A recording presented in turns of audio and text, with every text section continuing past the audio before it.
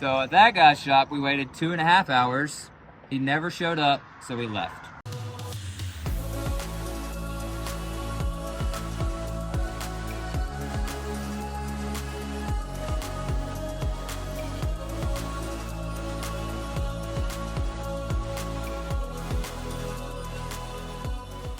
So the first shop that we showed up at, they couldn't help us, I think, but they waited like 30 minutes before they could tell us that. The next shop that we showed at, Landon called ahead, and they ended up telling us once we got there that they couldn't help us, which was really frustrating because they had said that they could. The next shop, this one seemed pretty promising because we looked up a review on Google or something, and there was a literal review from 4 months ago that said a skoolie had drove in, yes, and they fixed it. Having issues with my bus, best mechanic, super helpful, fixed my skoolie, yada yada yada. Like, great review. So we're like, oh my gosh, this is gonna be it. We're gonna be good. It was on like Route 66. We were excited. I think we're still in Oklahoma. Yeah. So we call ahead and I ask like exactly where it's located because we were having trouble finding it. And the lady's like, oh yeah, we can help you. You're a DT 466 engine, yada yada yada, all the things. And then I proceed to tell her that it's like a skoolie conversion. And she's like, oh, yeah, we don't work on those. It's the same engine that I just told you that you could help us with, and you said you could help us. And she's like, yeah, but we're not going to find anywhere around here that can help you with that. Your closest place is going to be Amarillo. And we're like, what the heck? We are 2 hours from Amarillo, I think, at that point. Yeah. And I was just mostly frustrated because it was like, kind of discriminating towards the fact of we had a school bus that we had worked on and renovated, which we didn't touch the engine. So that's kind of silly. So that part was like the very first real frustrating issue of mechanics in general. Like she told us she could work on it, then found out it was a school bus that we renovated and then said no. So that was like the first slap in the face. Then we got to another mechanic. He called ahead. Asked them if they had a computer that they could hook up and check for codes. And they were like, yes. So we get there. The guy's like, my computer's not updated. We're going to have to wait on the mobile guy because the mobile guy has a computer that's updated. Yeah. So we're like, okay, sounds good. Well, we wait for like an hour and a half and then nothing happens. We're kind of a little frustrated. So we go out and ask him. What is happening? So I go out there and I'm like, hey man, do you have any estimate of when the guy will be here? And then he's like, it'll probably be in the next hour or so. And I'm like, oh my goodness. Because like communication is the key. So after 2.5 hours of waiting, the guy gets there with the computer that he needs to hook up and diagnosis. He's also in like a terrible mood, which makes no sense because we haven't spoken to him. Like I'm trying to talk to him and like, hey man, how's it going? And I'm trying to tell every mechanic we get to, I'm trying to tell them these are the issues we're having. They don't care. And I'm trying to tell them all the details so that they could like add up something in their brain maybe that works. They don't want our input at all. No. And so anyways, he hooks up to the computer, no codes. I'm like, great. So you're going to be able to help us listen to what I'm saying, you may be able to know a little bit. So he just starts digging around in the engine, looking at stuff. And then he says, oh, after like 10 minutes of looking, I'm looking at Megan. I'm like, are we ready to just leave? Because I don't think we've waited knows what he's doing. 3.5 hours on this one mechanic, and he has no idea what's happening. And so he finally says there might be a tear in one of the boost hoses. And then he's like, but I don't have a hose and I can't help you. The closest place is going to be Amarillo. So we've been waiting 3.5 hours when we could have just drove to Amarillo. Thankfully, by the grace of God, we actually left a little bit, like, I think not really a day earlier, but a little bit earlier than we had intended. So in case this stuff was happening, because we're coming here for work. So we wanted to be reliable and be here. Anyways, and so we're pretty frustrated at that point. We ended up driving to Amarillo that night, and we made it. We were like having really low acceleration, some power loss in and out, like it was still acting up, but we made it. We got to a Cracker Barrel, we parked, and we were like, let's just chill for the night and we'll figure things out tomorrow. Okay, so we did skip a guy. The guy before the guy that we waited on with the computer, that morning, we had gotten up really early. So day 2, we got up really early so that we didn't have to drive in the heat. And we were like really excited about it. He forgot about this guy, and this guy was the start of like the big frustration with mechanics. So we got up really early that morning to leave, and we pull into that first shop that we went to, and Landon calls ahead, asks him if he can help. He's like, oh yeah, I have a computer, I can totally help you, no problem, blah, blah, blah. But he said, I'm on a call right now, I'll be back to the shop in a couple minutes. And so we were like, okay, we could be there in like 5. So we drove over there, we got there, waited for like 30 minutes, and then I called him and I was like, hey man. Just making sure we're at the right place. Making sure we're at the right place. And he said, yeah, you're good. That's the right place. I'll be there in a few minutes. And I was like, okay. So we waited another hour. So now it's been an hour and a half. At this point, we're staying positive. We're like playing with Liam's toys. Yeah, we're just hanging out. Landon's kind of trying to look at some stuff himself. And then we waited an hour and a half, and then I texted him, and I was like, hey, man, just want to check, is there any update of when you might be at the shop? No response. So at that guy's shop, we waited 2.5 hours. He never showed up, so we left. So we did that situation, then we drove to the other place where he said he had a computer, and we waited, and then they went and got a different computer, and then that guy attempted to help us.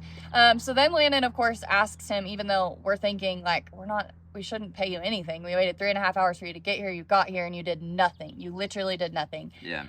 Landon kind of asks him, he's like, man, what do I owe you? Whatever. And he's like, yeah, you can pay me for the diagnostics or whatever, something like that. And Landon's like, okay. So he's like, goes to get his wallet, and he's like, thankfully, he's like, never mind, man, you don't have to pay because I understand you're going to have to go somewhere else. You've already been a bunch of places, whatever. So there's our first praise towards the situation because, I mean, it was just frustrating. So that's when we drove to Amarillo to Crack Barrel, stayed the night there, woke up the next morning. I had called multiple shops, and then this shop was like, yeah, we can help you. So we got the bus there at 9:30 that morning, dropped it off. We ran some errands around Amarillo.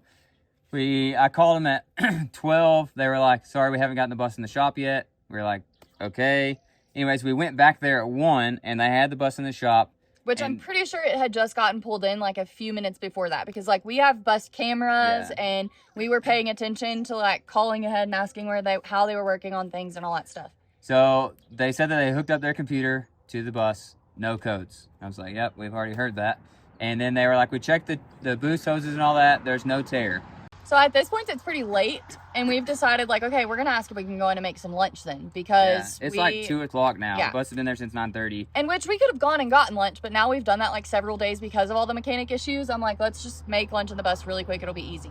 So we go in to make lunch, and as soon as we go in, they come in and start working on the bus because we haven't seen them working on it. Yeah. We're like, great. We've been watching. And the guy's like, while we're in there making sandwiches, which takes us 10 minutes maybe, does something random, puts the engine hood back on. No, so the guy is then like, yeah, we're replacing your exhaust pressure sensor. And I'm like, okay. He said it was reading really high or something. I was like, okay, so that's the issue. And he's like, yeah, that's it. We found it. I'm like, you were only in here for like 10 minutes. But anyway, so I guess he knew it. He replaces the exhaust pressure sensor. And he's like, you're good to go before we get done making sandwiches. And we're like, holy crap. If we wouldn't have come in there to make the sandwiches, I know that this isn't good, but I genuinely believe they would have continued to let the bus sit in their shop bay area and no one would have been working on it, and they would have even tried to charge us more hours because we had been watching and it already seemed like they were trying to do that. And so the bus got pulled in around like 12 and we left their place around like 2:30, I think, and they were going to try and charge us for 4.5 hours of labor, which is wild. Anyway, so we haven't really had the best luck with mechanics. I know that there's good mechanics out there. We actually have some friends that are mechanics, and they're great. Yeah. But the thing is, we can't travel, like, we can't take them with us, sadly. So, and honestly, they've been, like, tried to be as much help as possible. We call them, and they help us, like, everything they can tell us to do. We try all that. But sometimes you just have to go to a shop.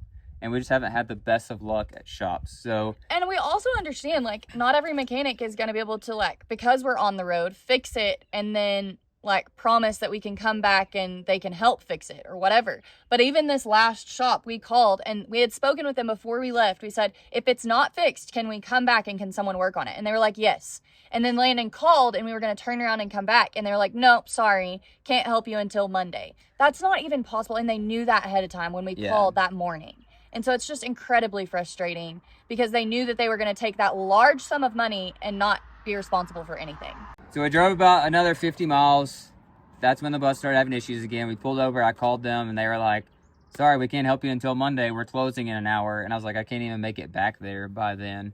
And so that was a little frustrating. I mean, I understand hours and stuff, but at the same time, just taking no responsibility for we just paid you a lot of money and it didn't do anything. And they kind of had acted like previously that they would stay and help if there was an issue. So I don't know. That was a little rough. Anyway, so we got to another town. That night, I went and checked. There was 3 diesel shops, and I drove to each of them and checked with them. 2 of them didn't speak English, which was just hard. One of them was like, we can't help you because it's a bus.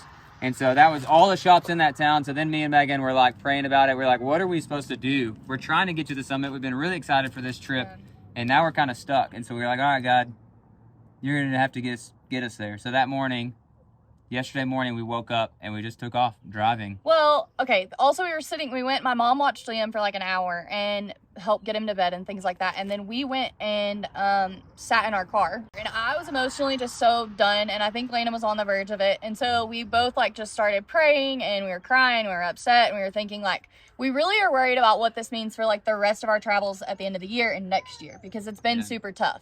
Anyways, and so long story short, it's been a rough couple of days. There's been lots of positive moments, but at the same time, like, it's just more defeating because we're worried about what the rest of our travels will be like at the end of the year, or even if we'll get back home. So like my mom is going back, she's a teacher, and she has to be back by August 4th. So I'm just praying we're able to get to the summit, we're able to do our work that we have for them, experience the Lord and what he has for us there, and then get back home, because we have a job to get back to, and so does my mom. And so yeah, so we'll keep you posted. We made it to the place that we're having the first night of the summit. Yes, so all the students and leaders will arrive here where we're at tonight, and then tomorrow we have about a 7-hour drive to get to our destination for the rest of the week.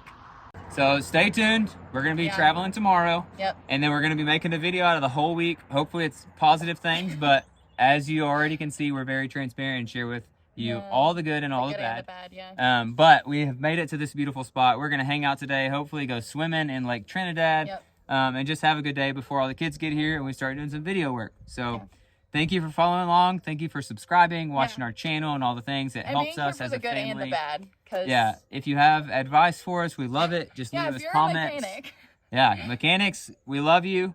If you have advice, this isn't a hate to all mechanics. Just let us know. We'll try anything and everything, and we will keep showing you all the good and all the bad. So follow along.